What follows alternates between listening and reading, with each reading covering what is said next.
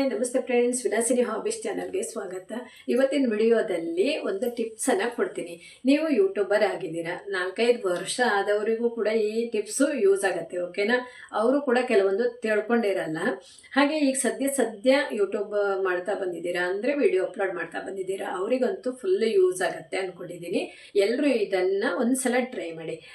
ಏನು ಗೊತ್ತಾ, ನಾವು ಒಂದು ಯೂಟ್ಯೂಬರ್ ಆಗಿ ಎಲ್ಲಿ ವಿಡಿಯೋವನ್ನು ಅಪ್ಲೋಡ್ ಮಾಡಬೇಕು, 3 ರೀತಿಯಲ್ಲಿ ವಿಡಿಯೋವನ್ನು ಅಪ್ಲೋಡ್ ಮಾಡ್ಬೋದು. ಅಂದರೆ 3 ಜಾಗದಲ್ಲಿ ಕ್ರೋಮಿಗೆ ಹೋಗಿಯೂ ಕೂಡ ಅಪ್ಲೋಡ್ ಮಾಡ್ಬೋದು, ಯೂಟ್ಯೂಬಲ್ಲೂ ಕೂಡ ನಾವು ವಿಡಿಯೋವನ್ನು ಅಪ್ಲೋಡ್ ಮಾಡ್ಬೋದು, YT ಸ್ಟುಡಿಯೋದಲ್ಲೂ ಕೂಡ ನಾವು ವಿಡಿಯೋವನ್ನು ಅಪ್ಲೋಡ್ ಮಾಡ್ಬೋದು.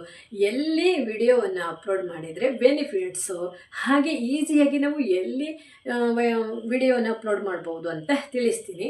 ನಾವು ಈಸಿಯಾಗಿ ನಮಗೆ ಯಾವುದೇ ತೊಂದರೆ ಇಲ್ಲದೇ ನಮ್ಮ ವಿಡಿಯೋ ಅಪ್ಲೋಡ್ ಆಗಬೇಕಲ್ವ, ಯಾವ ರೀತಿ ಮಾಡಬೇಕು ಅಂತ ನಾನು ಇವತ್ತಿನ ವಿಡಿಯೋದಲ್ಲಿ ತಿಳಿಸ್ತೀನಿ. ಹಾಗೆ ಎಷ್ಟೋ ಜನಕ್ಕೆ 4 ವರ್ಷ 5 ವರ್ಷ ಹಿಂದೆ ಚಾನಲೆಲ್ಲ ಮಾಡ್ಕೊಂಡು ಬಂದಿದ್ದಾರಲ್ವ, ಅವರಿಗೂ ಇವತ್ತಿನವರೆಗೂ ಯಾವ ರೀತಿ ವಿಡಿಯೋನ ಅಪ್ಲೋಡ್ ಮಾಡಬೇಕು, ಟೈಟಲ್ ಹೇಗೆ ಹಾಕಬೇಕು, ಟ್ಯಾಗ್ ಹೇಗೆ ಹಾಕಬೇಕು, ಹ್ಯಾಶ್ಟ್ಯಾಗ್ ಹೇಗೆ ಹಾಕಬೇಕು ಅಂತ ಇವತ್ತಿನವರೆಗೂ ಗೊತ್ತಿಲ್ಲ. ಹಾಗೆ ಚಾನಲ್ ನೇಮ್ ಹೇಗೆ ಇಟ್ಕೋಬೇಕು, ವಿಡಿಯೋವನ್ನು ನಾವು ಯಾವ್ಯಾವುದಕ್ಕೆ ಯಾವ ರೀತಿಯಲ್ಲಿ ಹಾಕಬೇಕು ಅಂತಲೂ ಕೂಡ ಗೊತ್ತಿಲ್ಲ ಅಲ್ವಾ. ನಾನು ಮುಂದಿನ ವಿಡಿಯೋದಲ್ಲಿ ಟೈಟಲ್ ಹೇಗಿರಬೇಕು ಅಂತ ತಿಳಿಸ್ತೀನಿ. ಇವತ್ತು ನಾನು ವಿಡಿಯೋ ಎಲ್ಲಿ ಅಪ್ಲೋಡ್ ಮಾಡಬೇಕು, ಎಲ್ಲಿ ಅಪ್ಲೋಡ್ ಮಾಡಿದರೆ ನಮಗೆ ಬೆನಿಫಿಟ್ಸು, ಯಾವುದೇ ತೊಂದರೆ ಆಗಲ್ಲ ಅಂತ ತಿಳಿಸೋದು, ಆಯಿತಾ? ಬನ್ನಿ ಹಾಗಾದರೆ ನಾನು ಯಾವ ರೀತಿ ವಿಡಿಯೋವನ್ನು ಅಪ್ಲೋಡ್ ಮಾಡ್ತೀನಿ. ನಂದು 2 ಚಾನಲ್ ಇದೆ, 2 ಚಾನಲಲ್ಲೂ ನಾನು ವಿಡಿಯೋವನ್ನು ಒಂದೇ ರೀತಿಯಲ್ಲಿ ಅಪ್ಲೋಡ್ ಮಾಡೋದು. ಯಾವುದೇ ತೊಂದರೆನೂ ಕೂಡ ಇನ್ನೂವರೆಗೂ ಬಂದಿಲ್ಲ, ತುಂಬ ಚೆನ್ನಾಗಿ ಓಡ್ತಾ ಇದೆ, ಆಯಿತಾ? ಆ ರೀತಿಯಲ್ಲೇ ನಾನು ಕೂಡ ನಿಮಗೆ ತಿಳಿಸ್ಕೊಡ್ತೀನಿ, ನಿಮಗೂ ಕೂಡ ಉಪಯೋಗ ಪಡ್ಕೋಬಹುದು ಅಲ್ವಾ. ಬನ್ನಿ ಹಾಗಾದರೆ ಯಾವ ರೀತಿ ನಾವು ವಿಡಿಯೋ ಅಪ್ಲೋಡ್ ಮಾಡೋದಂತ ನೋಡ್ಕೊಬರೋಣ. ಮೊದಲು ಕ್ರೋಮಿಗೆ ಹೋಗಿ ತೋರಿಸ್ತೀನಿ. ಕ್ರೋಮಲ್ಲಿ ನಾವು ಯಾವ ರೀತಿ ವಿಡಿಯೋ ಹಾಕ್ಬೋದು ಅಂತ ನೋಡಿ. ನನ್ನದು ಈ ಚಾನಲಿಂದ ಹೋಗ್ತಾ ಇದ್ದೀನಿ. ನೀವು ಇಲ್ಲಿ ಚಾನಲನ್ನು ಚೇಂಜ್ ಮಾಡ್ಕೋಬೋದು. ನಿಮ್ಮದು 2-3 ಒಂದೇ ಮೊಬೈಲಲ್ಲಿ ಇದೆ ಅಂದರೆ ಈ ಥರ ಮಾಡ್ಕೋಬೋದು. ನಾನು ಇದೇ ಚಾನಲು ಅಂದರೆ ಹಾಬೀಸ್ ಚಾನಲ್ದೇ ವಿಡಿಯೋ ಹಾಕ್ತೀನಿ ನೋಡಿ. ಈ ಥರ ಹೋಗಬೇಕು. ನಾನು ಎಲ್ಲೆಲ್ಲಿ ಕ್ಲಿಕ್ ಮಾಡ್ತೀನಿ ನೋಡ್ಕೊಳ್ಳಿ, ಆಯಿತಾ? ಬಂತು ನೋಡಿ, ಚಾನಲ್ ಬಂತಲ್ವ, ಹಾಗೆ ಬಂತು. ನಮಗಿಲ್ಲಿ ಏನು ವಿಡಿಯೋ ಅಪ್ಲೋಡ್ ಮಾಡಬೇಕಲ್ವ, ಇಲ್ಲಿ ಕ್ರಿಯೇಟ್ ಅಂತ ಇದೆ, ಇದನ್ನು ಕ್ಲಿಕ್ ಮಾಡಬೇಕು. ಆಯಿತು ನೋಡಿ, ಇಲ್ಲಿ ಅಪ್ಲೋಡ್ ವಿಡಿಯೋಸ್ ಅಂತ ಇದೆ. ಇಲ್ಲಿ ನೀವು ವಿಡಿಯೋಸನ್ನು ಈ ಥರ ಹಾಕಬೇಕು. ಇದು ಒಂದು ರೀತಿ ರಿಸ್ಕ್ ಅನಿಸುತ್ತೆ. ನಾವು ಕ್ರೋಮಲ್ಲಿ ವಿಡಿಯೋ ಹಾಕೋದು ರಿಸ್ಕು, ನಾನಂತೂ ಹಾಕಲ್ಲ. ಇಲ್ಲಿ ಬರುತ್ತೆ, ಈಗ ನೋಡಿ ಫೈಲ್ ಬರುತ್ತೆ, ಫೈಲಿಗೆ ಹೋಗ್ತೀನಿ. ಫೈಲು ನಾವು ಯಾವುದು ವಿಡಿಯೋ ಹಾಕಬೇಕು, ಇಲ್ಲಿ ಈ ಥರ ಎಲ್ಲ ಬರುತ್ತೆ ನೋಡಿ. ಯಾವುದು ವಿಡಿಯೋಸ್ ಇದೆ ಅಂತ ನೋಡ್ಕೋಬೇಕು. ಯಾವುದೋ ಒಂದು ವಿಡಿಯೋ ಇದೆ ನಂದು, ಇದೆಲ್ಲ ಫೋಟೋ ವಿಡಿಯೋ ಬೇಕಲ್ವಾ. ವಿಡಿಯೋ ಯಾವುದಾದ್ರೂ ಒಂದು ವಿಡಿಯೋ ನಿನ್ನೆ ಮೊನ್ನೆ ಇದೇ ವಿಡಿಯೋನೇ ಹಾಕೋಣ ತಡೀರಿ. ಇದೇ ವಿಡಿಯೋ ನಾನಿನ್ನೂ ರೆಡಿ ಮಾಡ್ಕೊಂಡಿಲ್ಲ. ಇದೇ ವಿಡಿಯೋ ಅಂತ ಡನ್ ಅಂತ ಕೊಟ್ಟೆ ಅಲ್ವಾ. ಅದು ವಿಡಿಯೋ ಎಷ್ಟು ನಿಮಿಷದಿದ್ದರೂ ಅಲ್ಲಿ ಅಪ್ಲೋಡ್ ಆಗ್ತಾ ಇರುತ್ತೆ. ನಂತರ ಇಲ್ಲಿ ಏನು ಗೊತ್ತಾ, ನಮಗೆ ಇಲ್ಲಿ ಹಾಬೀಸ್ ಚಾನಲ್ಲು, ಇಲ್ಲಿ ಇದೆಲ್ಲ ನಮ್ಮದು ಡಿಸ್ಕ್ರಿಪ್ಷನ್ ಎಲ್ಲ ಇಲ್ಲಿ ಬಂದುಬಿಡತ್ತೆ. ಆದರೆ ನಾವಿಲ್ಲಿ ಟೈಟಲನ್ನು ಹಾಕಬೇಕು. ಇಲ್ಲಿ ಟೈಟಲ್ ಅಂತ ಇದೆ ಅಲ್ವಾ. ಟೈಟಲ್ ಇಲ್ಲಿ ಎಷ್ಟು ಬೇಕಾದರೂ ಅಷ್ಟು ಬರಿಬೋದು ನಾವು. ಆದರೆ ಏನು ಗೊತ್ತಾ, ಇದು ಇಲ್ಲಿ ತುಂಬ ಹಾಕೋದು ಒಳ್ಳೆಯದಲ್ಲ.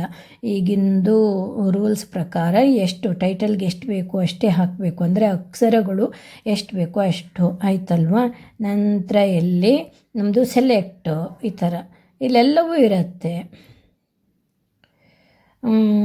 ಇಲ್ಲಿ ಸೆಲೆಕ್ಟು ಎಲ್ಲ ಇರುತ್ತೆ. ಇಲ್ಲಿ ನೋಡಿ, ಇದು ಸೆಲೆಕ್ಟ್ ನೋಡಿ. ಇದು ನಮ್ಮದು ಯಾವುದು ನಾವು ಪ್ಲೇ ಲಿಸ್ಟ್ ಮಾಡ್ಕೊಂಡಿದ್ದೀವಿ ಅಲ್ವಾ, ಅದರಲ್ಲಿ ಯಾವುದು ನಮ್ಮದು ಹಾಬೀಸ್ ಅಂತ, ಆಯಿತಾ? ಈ ಥರ ಡನ್ ಅಂತ ಕೊಟ್ಟೆ, ಆಯಿತಾ? ನಂತರ ಇಲ್ಲೆಲ್ಲವೂ ಇರುತ್ತೆ ನಮ್ಮದು. ನಾವು ಮತ್ತು ಬೇರೆ ಕಡೆ ಎಲ್ಲ ಮಾಡ್ತೀವಿ ಅಲ್ವಾ, ಇಲ್ಲ ಆಯ್ತಲ್ವ. ಇಲ್ಲಿ ಏನು ಬಂತು, ಟೈಟಲ್ ಬಂತು. ನಮಗಿಲ್ಲಿ ಪ್ರಾಡಕ್ಟ್ ಅಂತಲೂ ಹಾಕ್ಬೋದು. ಇಲ್ಲಿ ವಿಡಿಯೋ ಅಪ್ಲೋಡ್ ಆಗ್ತಾ ಇದೆ ನೋಡಿ, ಇಲ್ಲಿ ವಿಡಿಯೋ ಅಪ್ಲೋಡ್ ಆಗ್ತಾ ಇದೆ. ಹಾಗೆ ಇಲ್ಲಿ ನಾನು ಏನು ನಮ್ಮದು ಯೂಟ್ಯೂಬ್ ಬಗ್ಗೆನೇ ಹಾಕೋಣ, ಆಯಿತಾ? ಇದೆಲ್ಲ ಒಂದು ಸಲ ತೆಕ್ಕೋಬೇಕು.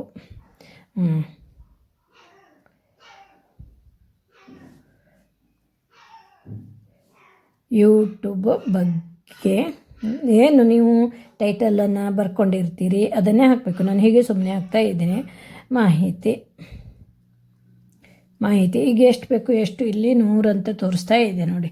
ಇಲ್ಲಿ 100 ಅಕ್ಷರಗಳು ಬರುವಷ್ಟು ಹಾಕ್ಬೋದು. ಜಾಸ್ತಿನೂ ಕೂಡ ಮೊದಲೆಲ್ಲ ಜಾಸ್ತಿನೂ ತಗೊಳ್ತಾ ಇತ್ತು, ಆಯ್ತಲ್ವ. ಇಲ್ಲಿ ಡಿಸ್ಕ್ರಿಪ್ಷನಲ್ಲಿ ಇದನ್ನು ನಾವು ಚಾನಲ್ಗೆ ಹಾಕಿರೋದಲ್ವ.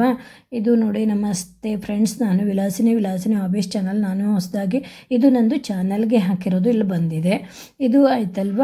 ನಂತರ ಇಲ್ಲಿ ಡಿಸ್ಕ್ರಿಪ್ಷನಲ್ಲಿ ನಾವು ಇದನ್ನು ಎಲ್ಲ ತೆಗೆದುಬಿಟ್ಟು ನಾವು ಡಿಸ್ಕ್ರಿಪ್ಷನಲ್ಲಿ ಹಾಕಬೇಕು. ಅಂದರೆ ನಾವು ಏನು ಹಾಕಬೇಕು ಅದನ್ನು ಹಾಕಬೇಕು, ಆಯಿತಾ. ಇಷ್ಟಾಯಿತು. ಇಲ್ಲಿ ತಮ್ನೇಲನ್ನು ನಾವಿಲ್ಲೂ ಕೂಡ ತಮ್ನೇಲ್ ರೆಡಿ ಮಾಡಿಕೊಂಡು ಇದ್ದರೆ ಇಲ್ಲಿ ತಮ್ನೇಲನ್ನು ನಾವು ಹಾಕೋಬಹುದು. ಅಪ್ಲೋಡ್ ಫೈಲ್ ತಮ್ನೇಲ್ಗೆ ಹೋಗೋದಿದ್ರೆ ನೋಡಿ, ಯಾವುದು ತಮ್ನೇಲು ಯಾವುದೋ ಒಂದು ಹಾಕ್ತೀನಿ ನೋಡಿ, ಈ ಥರ ತಮ್ನೇಲು ಬಂದುಬಿಡತ್ತೆ. ಇಲ್ಲಿ ತಮ್ನೇಲು ಬಂತು. ಈ ಥರ ಎಲ್ಲ ಮಾಡಿ ನಾವು ಮತ್ತು ಹಾಗೆ ನಾವು ಏನು ಗೊತ್ತಾ, ಇಷ್ಟೇ ಹಾಕ್ಬೋದು. ಇದು ಇಲ್ಲಿ ಹಾಕ್ಬೋದು. ನಂತರ ನಾವೇನು ಮಾಡಬೇಕು ಗೊತ್ತಾ, ಇಲ್ಲಿ ನೆಕ್ಸ್ಟ್ ಅಂತ ಇದೆ ಅಲ್ವಾ. ನೆಕ್ಸ್ಟಿಗೆ ಕೊಟ್ಟೆ ನೋಡಿ, ಆಗ್ತಾ ಇದೆ, ಅಪ್ಲೋಡ್ ಆಗ್ತಾ ಇದೆ. ಅಪ್ಲೋಡ್ ಆದಮೇಲೆ ಇದು ಏನಾಗುತ್ತೆ ಗೊತ್ತಾ, ಇದು ರಿಸ್ಕ್ ಅನಿಸುತ್ತೆ. ನಾನು ಇದನ್ನು ತೆಗೆದು ಬಿಡ್ತೀನಿ ಈಗ. ಓಕೆನಾ, ನಾನು ಇಲ್ಲಿ ಕೊಟ್ಟಿದ್ದೀನಿ ಅಲ್ವಾ, ಇದು ಚಾನಲಿಂದ ಕೊಟ್ಟಿದ್ದೀನಿ, ಡಿಲೀಟ್ ಮಾಡಿಬಿಡ್ತೀನಿ.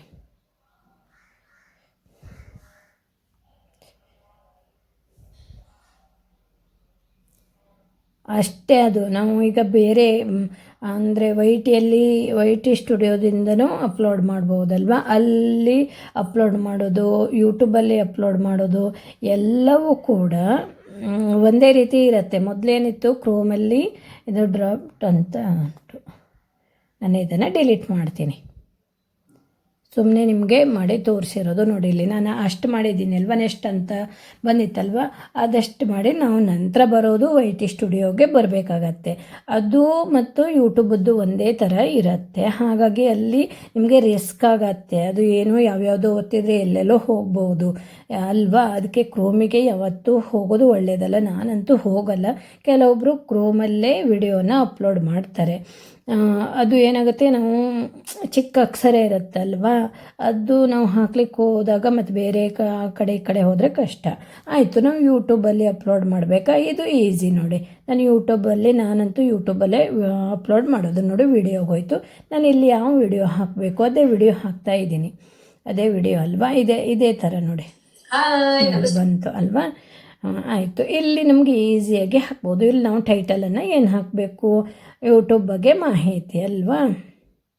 ಈ ಥರ ಇಲ್ಲೂ ಕೂಡ ಇಲ್ಲಿ 100 ಅಂತ ಬಂದಿರುತ್ತೆ. 100 ಅಕ್ಷರ ಅಷ್ಟೇ ಬಂದಿರುತ್ತೆ. ಅಂದರೆ ಪಾಯಿಂಟ್ ಲೆಕ್ಕದಲ್ಲಿ ಅಷ್ಟೇ ಹಾಕಬೇಕು. ಮೊದಲು ಕ್ರೋಮಲ್ಲಿ ಎಷ್ಟು ಬೇಕಂದ್ರೂ ಅಷ್ಟು ಹಾಕ್ಬೋದಿತ್ತು, ಆದರೆ ಈಗ ಅಲ್ಲೂ ಕೂಡ ಅಷ್ಟೇ ತೋರಿಸ್ತಾ ಇದೆ. ಅಷ್ಟೇ, ವ್ಯತ್ಯಾಸ ಏನಿಲ್ಲ. ಅಲ್ಲಿ ಹೋದರೆ ರಿಸ್ಕ್ ಅನಿಸುತ್ತೆ. ನಾವು ಇಲ್ಲಿ ವೈ.ಟಿ ಯೂಟ್ಯೂಬಲ್ಲಿ ಹೀಗೆ ಈ ಥರ ಹಾಕ್ಬೋದು. ಇದು ಪಬ್ಲಿಕ್ ಅಂತ ಇದೆ, ಅನ್ಲಿಸ್ಟ್ ಮಾಡ್ಕೋತೀನಿ. ಈ ಥರ ಇಲ್ಲಿ ಡಿಸ್ಕ್ರಿಪ್ಷನಲ್ಲಿ ನಾವು ಏನು ಬರಿಬೇಕು ಎಲ್ಲವೂ ಡಿಸ್ಕ್ರಿಪ್ಷನಲ್ಲಿ ಹಾಕಬೇಕು. ಇಲ್ಲೂ ಕೂಡ ಯೂಟ್ಯೂಬ್ ಮಾಹಿತಿ ಏನೋ ಒಂದು ಹಾಕ್ತೀನಿ. ಸುಮ್ಮನೆ ಟೈಮ್ ವೇಸ್ಟ್ ಆಗುತ್ತೆ ಅಲ್ವಾ, ಏನೋ ಒಂದು ಹಾಕ್ತೀನಿ. ಈ ಥರ ಮಾಡಿಕೊಂಡು ನಂತರ ಹೋಗಬೇಕು. ಇಲ್ಲಿ ನೀವು ಟ್ಯಾಗು, ಇದು ಏನು ಗೊತ್ತಾ, ಮೊನೋ ಆದವರಿಗೆ ಈ ರೀತಿ ಬರುತ್ತೆ. ಟ್ಯಾಗನ್ನು ಹಾಕಬೇಕು. ಹಾಗೆ ಲೊಕೇಶನ್ನು ನೀವು ಏನು ಹಾಕ್ತೀರಾ, ನೀವು ಯಾವ ಕಡೆ ಇದ್ದೀರಾ ಅಲ್ಲಿ. ನಾನು ಕರ್ನಾಟಕ ಅಂತ ಹಾಕ್ತೀನಿ, ಆಯಿತಾ. ಕಡೆಗೆ ಇದು ಪ್ಲೇಲಿಸ್ಟು, ಇದು ನಂದು ಲಾಂಗ್ ವಿಡಿಯೋ ಹಾಬೀಸ್. ನಾನು ಇಷ್ಟು ಪ್ಲೇಲಿಸ್ಟನ್ನು ಮಾಡ್ಕೊಂಡಿದ್ದೀನಿ, ಹಾಗಾಗಿ ಇದನ್ನು ಹಾಕ್ತಾಯಿದ್ದೀನಿ. ನಂತರ ಇಲ್ಲಿ ಟ್ಯಾಗು, ಇದು ಆನ್ ಅಂತ ಕೊಡಬೇಕು. ಅಂದರೆ ನಂದು ಸ್ವಂತ ಕಂಟೆಂಟು, ಹಾಗಾಗಿ ಆನ್ ಅಂತ ಕೊಟ್ಟಿದ್ದೀನಿ. ಇದು ನೋಡಿ ಆನ್, ಹೌದಾ. ಇದು ಸ್ವಂತ ಕಂಟೆಂಟ್ ಇದೆ ನಂದು, ಹಾಗಾಗಿ ನಾನು ಯಾವುದೇ ಈ ವಿಡಿಯೋ ಏನು ಯೂಸ್ ಮಾಡಲ್ಲ. ನಂತರ ಇಲ್ಲಿ ಟ್ಯಾಗ್ ಅಂತ ಬರುತ್ತೆ. ಇಲ್ಲಿ ನಮ್ಮದು ಟ್ಯಾಗು ಏನು ಹಾಕಬೇಕು ಅಲ್ಲಿ ಹಾಕಬೇಕು, ಆಯಿತಾ. ಇದ್ರ ಬಗ್ಗೆ ನಾನು ವಿಡಿಯೋ ಹಾಕ್ತೀನಿ, ಎಷ್ಟು ಟ್ಯಾಗ್ ಹಾಕಬೇಕು ಹಾಗೆ ಏನು ಅಂತ. ನಂತರ ಇಲ್ಲಿ ಅಪ್ಲೋಡ್ ಅಂತ ಕೊಟ್ಟಿದ್ರೆ ಆಯಿತು. ಹಾಗೆ ಇಲ್ಲಿ ನಾವು ಏನು ಗೊತ್ತಾ, ಏನು ಇದು ಟೈಟಲ್ಲು ಕೂಡ ಯಾವ ರೀತಿ ಇರಬೇಕು, ನಾನು ನೆಕ್ಸ್ಟ್ ವಿಡಿಯೋ ಹಾಕ್ತೀನಿ. ಅನ್ಲಿಸ್ಟಲ್ಲಿ ಇಟ್ಕೊಂಡು ಅಪ್ಲೋಡ್ ಕೊಟ್ಟಿದ್ರೆ ಆಯಿತು, ಇಷ್ಟೇ, ಆಯಿತಾ. ಯೂಟ್ಯೂಬು ನಮಗೆ ಯೂಟ್ಯೂಬಲ್ಲಿ ನಾವು ವಿಡಿಯೋ ಹಾಕೋದು ತುಂಬ ಈಸಿ ಇದೆ. ಒಂದೇ ಓಪನ್ ಆಗುತ್ತೆ ಅಲ್ವ, ನಮಗೆ ಯಾವುದೇ ರಿಸ್ಕ್ ಅನಿಸಲ್ಲ. ಅದಕ್ಕೆ ನಾವು ಕ್ರೋಮಲ್ಲಿ ಹೋಗಿ ಹಾಕೋದು ಒಳ್ಳೆಯದಲ್ಲ, ಆಯಿತಾ. ಅದು ನಮಗೆ ಸ್ವಲ್ಪ ರಿಸ್ಕ್ ಅನಿಸುತ್ತೆ. YT ಸ್ಟುಡಿಯೋದಲ್ಲೂ ಕೂಡ ನೀವು ವಿಡಿಯೋವನ್ನು ಅಪ್ಲೋಡ್ ಮಾಡ್ಬೋದು, ಇಲ್ಲಾಂದರೂ ಅಷ್ಟೇ ಇಲ್ಲೂ ಕೂಡ ಅಪ್ಲೋಡ್ ಮಾಡ್ಬೋದು. ನಾವು ಯಾವ ವಿಡಿಯೋ ಹಾಕ್ತೀವಿ ಅದು ಇಲ್ಲಿ ಯಾವ ಥರ ಹಾಕ್ತಾರೆ, ಇಲ್ಲಿ ನೀವು ಯಾವ ವಿಡಿಯೋ ಹಾಕ್ತೀರಾ ಅದನ್ನು ಇಲ್ಲಿ ಹಾಕ್ಕೊಂಡು ಈ ಥರ ನೋಡಿ, ಇದು ಬಂತು ಹೌದಾ. ಕ್ರೋಮಲ್ಲೂ ಕೂಡ ನೀವು ಇದು ಕ್ರೋಮಲ್ಲ, ಇದು YT ಸ್ಟುಡಿಯೋದಲ್ಲೂ ಕೂಡ ನೀವು ಅದೇ ಥರ ಬರುತ್ತೆ. ನೀವು ಯೂಟ್ಯೂಬಲ್ಲಿ ಯಾವ ಥರ ಮಾಡ್ತೀರಾ ಅದೇ ಥರ ಬರುತ್ತೆ, ಗೊತ್ತಾಯ್ತಾ. ಇದು ನಾನು ಡಿಲೀಟ್ ಮಾಡ್ತೀನಿ. ಇದು ಗೊತ್ತಾಯ್ತಾ ನಿಮಗೆ. ನೀವು ಇದಕ್ಕೆ ಹೋದ್ರಿ, ಏನು YT ಸ್ಟುಡಿಯೋಗೆ ಹೋದ್ರಿ, ಇಲ್ಲೂ ಕೂಡ ಮಾಡ್ಬೋದು. ಇಲ್ಲಿ ಇದನ್ನು ನೀವು ಕ್ಲಿಕ್ ಮಾಡಬೇಕು. ಕ್ಲಿಕ್ ಮಾಡಿ ನಿಮ್ಮ ಯಾವ ವಿಡಿಯೋವನ್ನು ಸೆಲೆಕ್ಟ್ ಮಾಡಬೇಕು ಅದನ್ನು ಸೆಲೆಕ್ಟ್ ಮಾಡಿಕೊಂಡು ನಂತರ ಇಲ್ಲೆಲ್ಲ ಟೈಟಲ್ಲು, ಡಿಸ್ಕ್ರಿಪ್ಷನ್ನು, ನಂತರ ಇಲ್ಲೆಲ್ಲ ಕಾಣುತ್ತಲ್ವ, ಈಸಿಯಾಗಿ ಹಾಕ್ಬೋದು. ಇದೆಲ್ಲ ಹಾಕ್ಕೊಂಡು ಅಪ್ಲೋಡ್ ಮಾಡಿದರೆ ಆಯಿತು. ಒಂದು ಲಿಸ್ಟಲ್ಲಿ ಇಟ್ಕೋಬೇಕು. ಇಷ್ಟೇ ಈಸಿ ಇದೆ. ನಮಗೇನು YT ಸ್ಟುಡಿಯೋ ತುಂಬ ಈಸಿ ಆಗುತ್ತೆ, ಮತ್ತು ಯೂಟ್ಯೂಬಲ್ಲಿ ನಾವು ವಿಡಿಯೋ ಹಾಕೋದು ಈಸಿ ಆಗುತ್ತೆ. ಕ್ರೋಮಿಗೆ ಹೋದರೆ ನೋಡಿ ಎಷ್ಟು ರಿಸ್ಕ್ ಅನಿಸುತ್ತೆ ಇದು. ಕ್ರೋಮಲ್ಲಿ ಎಲ್ಲರೂ ಹೇಳ್ತಾರೆ ಕ್ರೋಮಲ್ಲಿ ಹಾಕಿದರೆ ಒಳ್ಳೆಯದು ಅಂತ. ಇಲ್ಲಿ ನಾವು ಯಾವ್ಯಾವುದು ಸೆಟ್ಟಿಂಗೆಲ್ಲ ಆನ್ ಆಗುತ್ತೆ, ಚಿಕ್ಕ ಅಕ್ಷರ ಇರುತ್ತೆ. ನಾನಂತೂ ಯಾವತ್ತೂ ಹಾಕಿಲ್ಲ.